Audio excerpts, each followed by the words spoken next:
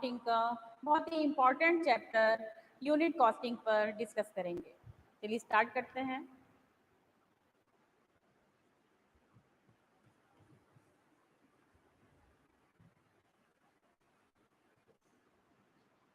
Unit costing इस है क्या? यूनिट कॉस्टिंग एक ऐसी मेथड है जिसमें टोटल कॉस्ट और कॉस्ट पर यूनिट डिटरमाइन की जाती है, साथ में सेल्स प्राइस और प्रॉफिट फाइंड आउट किया जाता है। यूनिट कॉस्टिंग में जो प्रोडक्शन होता है किसी भी प्रोडक्ट का, उसका यूनिफॉर्म मेथड होना चाहिए। मीन्स जो वो प्रोडक्ट है वो एक रूप होना चाहिए, उसमें कोई असमानता नहीं होनी चाहिए। साथ ही बड़े पैमाने पर जहां उत्पादन होता है वहां पर यूनिट कॉस्टिंग का यूज किया जाता है, जैसे कि sugar mill, cement factory, cloth mills, यहाँ पर या कोल माइंस, यहाँ पर यूनिट कॉस्टिंग का यूज किया जाता है। यूनिट कॉस्टिंग में आज हम पढ़ेंगे meaning of cost, using of unit costing, और फिर कुछ एग्जांपल्स से हम इसको समझेंगे। चलिए देखते हैं meaning of unit costing.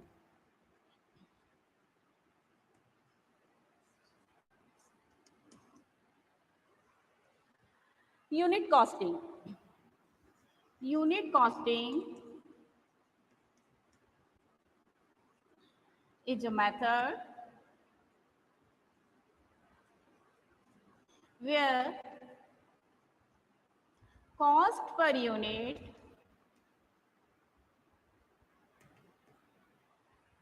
of output or production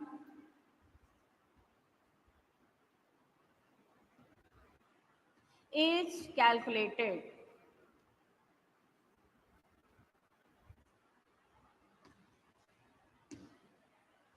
unit costing is a method, unit costing एक ऐसी मेथड है where cost per unit of output और प्रोडक्शन इज कैलकुलेटेड, जहां पर किसी भी प्रोडक्शन या किसी भी आउटपुट का कॉस्ट पर यूनिट हम डिटरमाइन करते हैं या कैलकुलेट किया जाता है।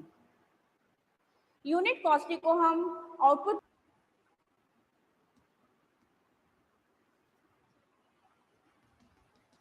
यूनिट कॉस्टिंग की क्या क्या विशेषता है, कहाँ कहाँ यूज होता है।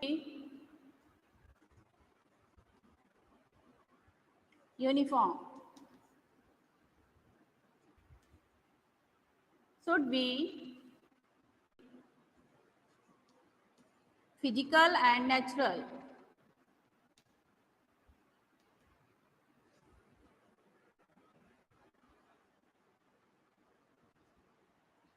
And fourth, manufacturing activities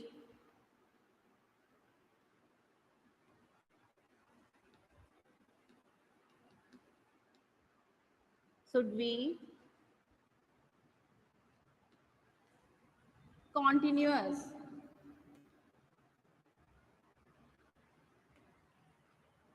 unit costing की विशेषताएं या कैरेक्टरिस्टिक्स है कि जो भी प्रोडक्शन वर्क हो रहा है वो यूनिफॉर्म होना चाहिए, मींस एक रूप होना चाहिए, समान रूप से जो प्रोडक्शन है वो होना चाहिए और बड़े पैमाने पर प्रोडक्शन होना चाहिए, मैस प्रोडक्शन हो। सेकंड है प्रोडक्शन शुड बी आइडेंटिकल, जो भी प्रोडक्ट रेडी हो रहा है या मैन्युफैक्चरिंग हो रही है उसकी, वो आइडेंटिकल होना चाहिए। Next, production unit should be physical and natural, जो भी प्रोडक्शन यूनिट निकाली जाएगी वो पर केजी, पर टन, इस टाइप से निकाली जाती है। Manufacturing activities should be continued, means जो भी मैन्युफैक्चरिंग एक्टिविटीज हो रही है वो लगातार होनी चाहिए, कॉन्टिन्यूसली होनी चाहिए, बीच में ब्रेक नहीं होना चाहिए। तो ये थी यूनिट कॉस्टिंग की विशेषताएं। यूनिट कॉस्टिंग क्या है? यूनिट कॉस्टिंग एक ऐसी मेथड है जिसमें total cost per unit determine किया जाता है, साथ ही सेल्स प्राइस और टेंडर प्राइस क्या उद्देश्य है यूनिट कॉस्टिंग का?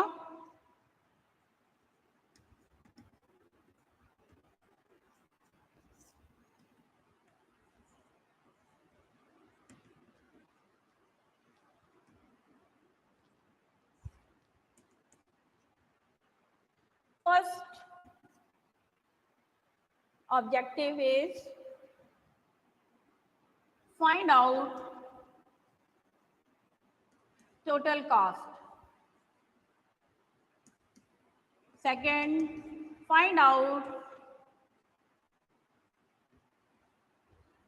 per unit cost.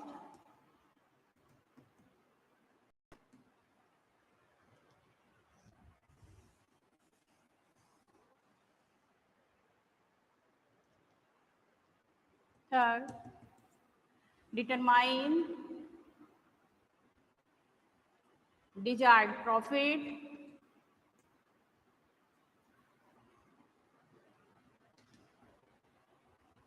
And fourth, determine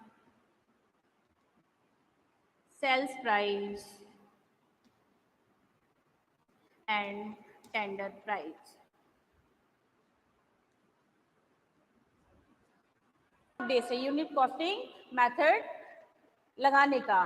तो सबसे पहले अब कहाँ यूज होता है ये तो हम पढ़ चुके हैं, कहाँ कहाँ यूज होता है। अब हम ये देखेंगे कि इनका उद्देश्य क्या है। तो सबसे पहले टोटल पर यूनिट कॉस्ट, किसी भी जो प्रोडक्शन हो रहा है उस प्रोडक्ट की कॉस्ट पर यूनिट निकालने के लिए भी हम यूनिट कॉस्टिंग मेथड का यूज करते हैं। डिटरमाइन डिजायर्ड प्रॉफिट, कितना प्रॉफिट होगा प्रोडक्शन में, तो उस प्रॉफिट को निकालने के लिए हम यूनिट कॉस्टिंग मेथड का यूज करते हैं, क्योंकि जब प्रॉफिट ही हमको पता होगा उसके बाद ही हम सेल्स प्राइस आसानी से निकाल सकते हैं। तो नेक्स्ट स्टेप है इसका या ऑब्जेक्ट है सेल्स प्राइस या tender price. Mean sales price और टेंडर प्राइस निकालते हैं। सेल्स प्राइस कैसे निकाला जाता है? Sales price equal to cost plus profit. जो हमें अब कॉस्ट पता चल गई, कॉस्ट के बाद हम प्रॉफिट को ऐड कर देते हैं तो हमें सेल्स प्राइस या टेंडर प्राइस मालूम चल जाती है। तो इन सभी के उद्देश्य को पूरा करने के लिए यूनिट कॉस्टिंग बहुत ही इम्पोर्टेंट है और इसका यूज किया जाता है। यूनिट कॉस्टिंग में हम कॉस्ट शीट बनाते हैं और उस कॉस्ट शीट के द्वारा हम फाइंड आउट करते हैं टोटल कॉस्ट और कॉस्ट पर यूनिट, साथ में profit and sales price.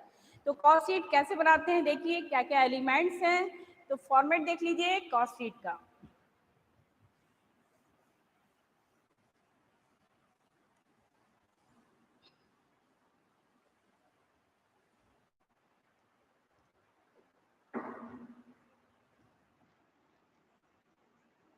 Cost sheet,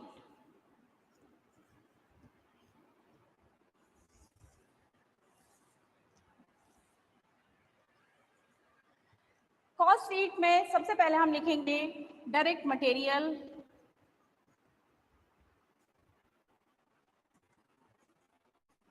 direct labour,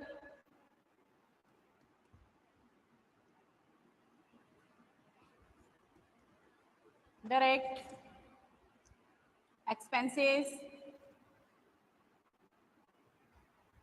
कोई भी प्रोडक्ट जब मैन्युफैक्चरिंग या किसी भी प्रोडक्ट का जब प्रोडक्शन होता है तो उसके लिए 3 एलिमेंट्स मेन होते हैं। फर्स्ट मटेरियल, बिना मटेरियल के कोई भी प्रोडक्शन वर्क नहीं हो सकता। सेकंड लेबर और एक्सपेंसेस, इनके बिना प्रोडक्शन या मैन्युफैक्चरिंग वर्क संभव नहीं है। तो सबसे पहले डायरेक्ट मटेरियल, डायरेक्ट लेबर और डायरेक्ट एक्सपेंस मिलाकर जब इन तीनों को ऐड किया जाता है तो क्या आ जाता है? Prime cost. Means prime cost में प्रत्यक्ष सामग्री, प्रत्यक्ष लेबर और प्रत्यक्ष व्यय शामिल किए जाते हैं। इसके बाद जब हम प्राइम कॉस्ट में फैक्ट्री ओवरहेड ऐड करेंगे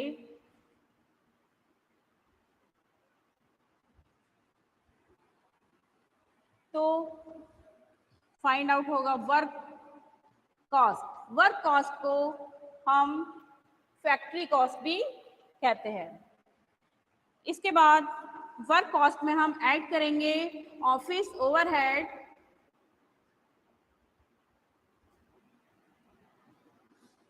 तो आ जाता है हमारा cost of production.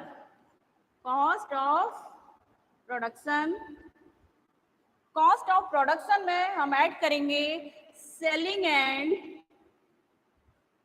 Distributing expense,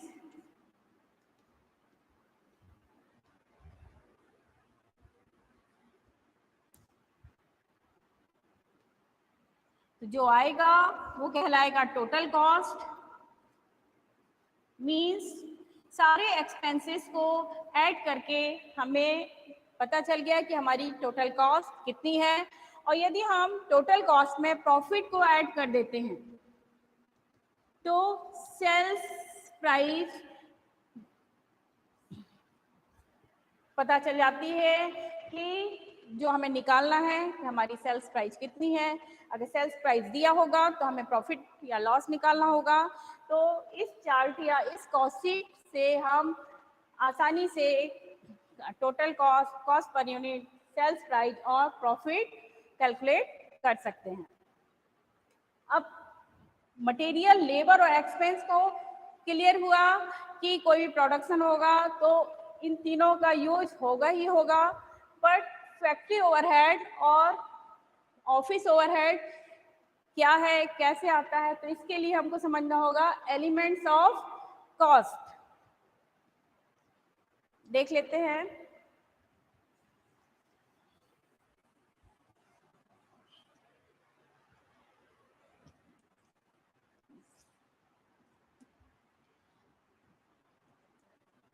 elements of cost, अभी जैसे बताया गया कि मेन एलिमेंट्स कॉस्ट के तीन ही हैं। First material, second labour and third expenses.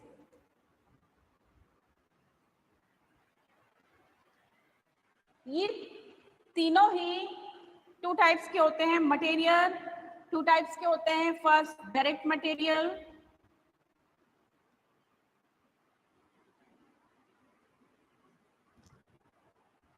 And indirect material.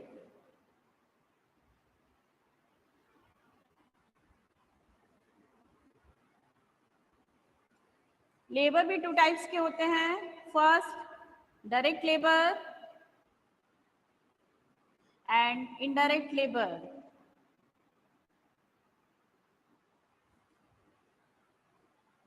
इसी तरह एक्सपेंसेस भी टू टाइप्स के होते हैं।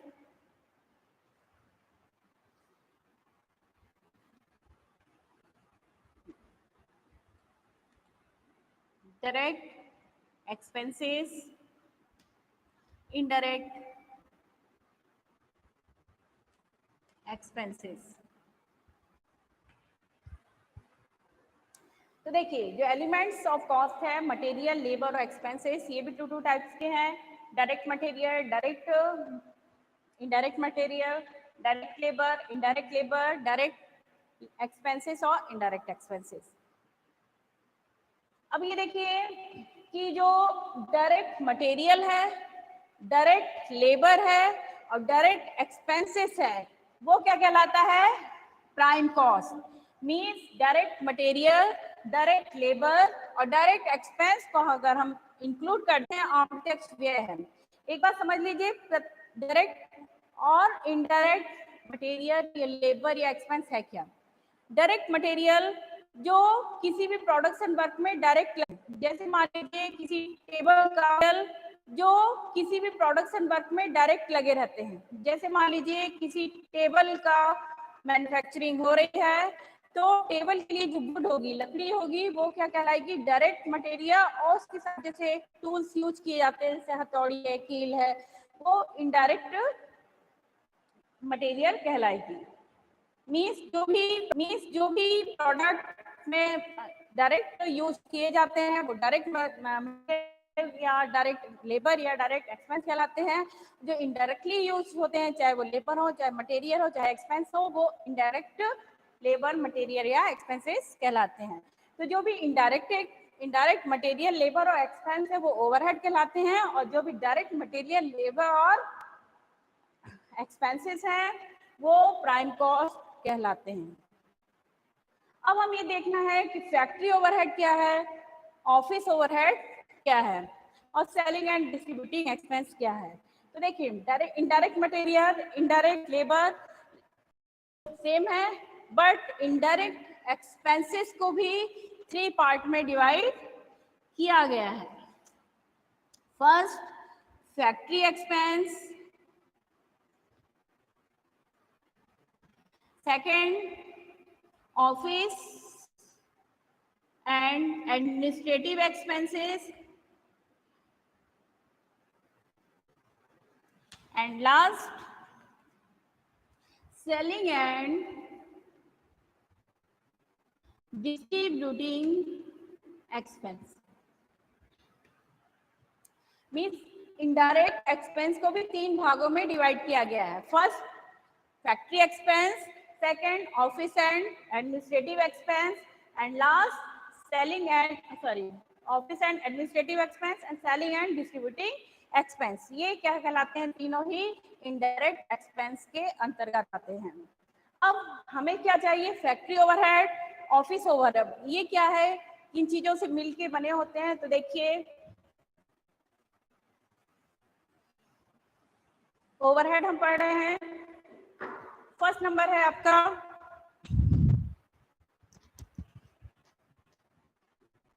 Factory overhead.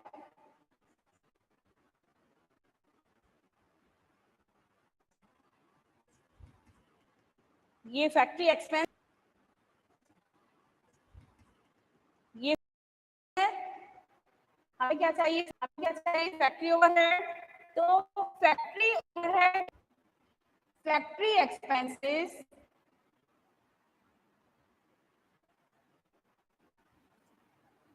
Plus indirect material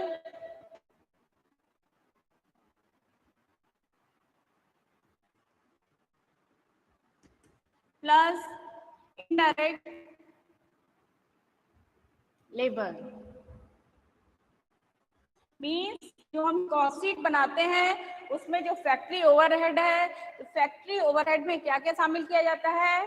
factory expenses plus material, indirect material और प्लस इनडायरेक्ट लेबर। इसी तरह ऑफिस ओवरहेड, ऑफिस ओवरहेड कैसे निकालेंगे? Office overhead equal to office and administrative expenses direct labour.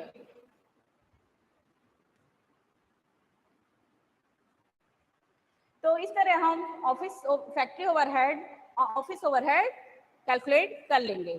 साथ में सेलिंग एंड डिस्ट्रीब्यूटिंग एक्सपेंस, तो ध्यान रखिएगा, सेलिंग एंड डिस्ट्रीब्यूटिंग एक्सपेंस भी इसी फॉर्मूले से निकलेगा। मीन सेलिंग और डिस्ट्रीब्यूटिंग इक्वल रहेंगे। तो अब हम देखते हैं कॉस्ट शीट कैसे निकालेंगे। एक एग्जांपल से देख लेते हैं कॉस्ट शीट कैसे करते हैं।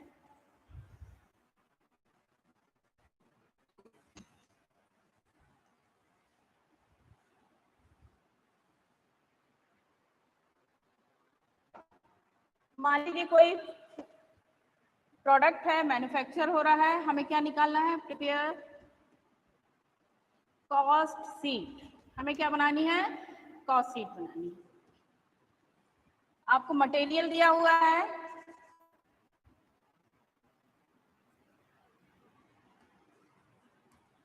30,000,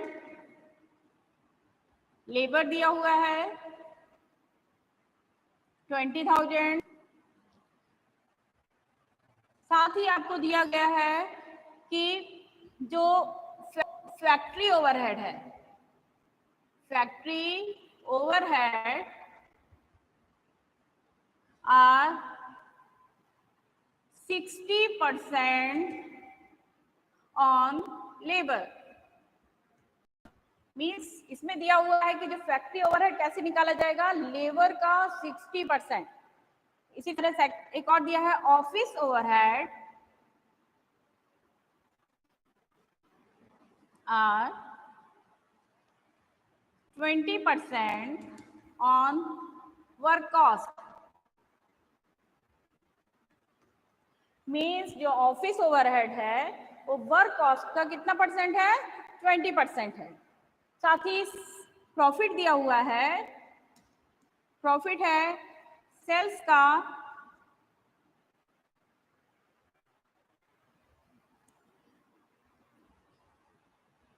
profit is 10% on cost. Profit दिया हुआ है कॉस्ट का 10%।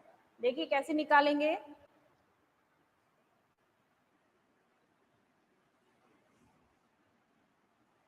हमको कॉस्ट शीट प्रिपेयर करना है, ये क्वेश्चन है।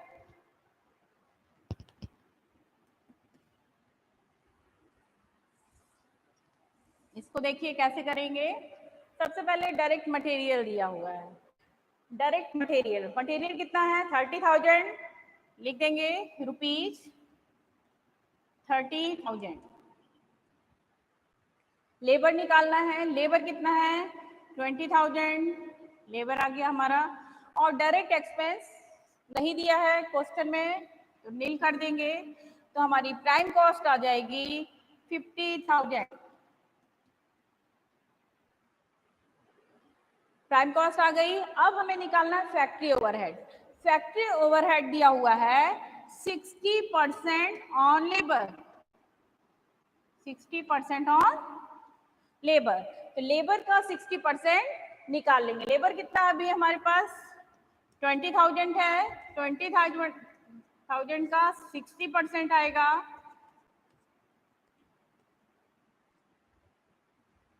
1,12,000 ओनली। कितना आएगा 12,000।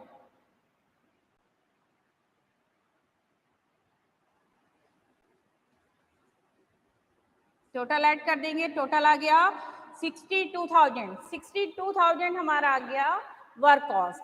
अब देखिए वर्क कॉस्ट के बाद हम क्या लिखेंगे, ऑफिस ओवरहेड। वर्क कॉस्ट का 20% है। वर्क कॉस्ट कितना है 62,000, 62,000 का 20% निकाल लेंगे।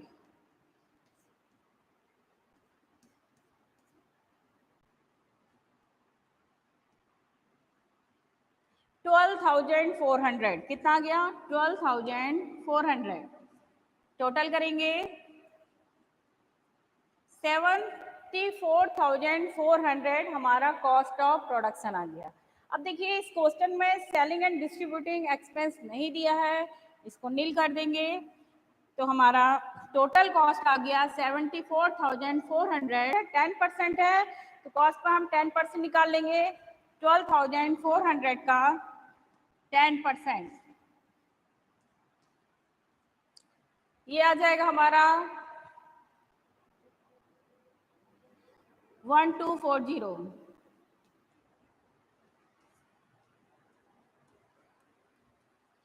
तो टोटल कॉस्ट, जब हम टोटल कॉस्ट में प्रॉफिट को ऐड कर देंगे तो हमारी सेल्स आ जाएगी। तो इस तरह हम कॉस्ट शीट के द्वारा फाइंड आउट करते हैं total cost, cost per unit, sales price and profit. हाँ, इस क्वेश्चन में कितना प्रोडक्शन हुआ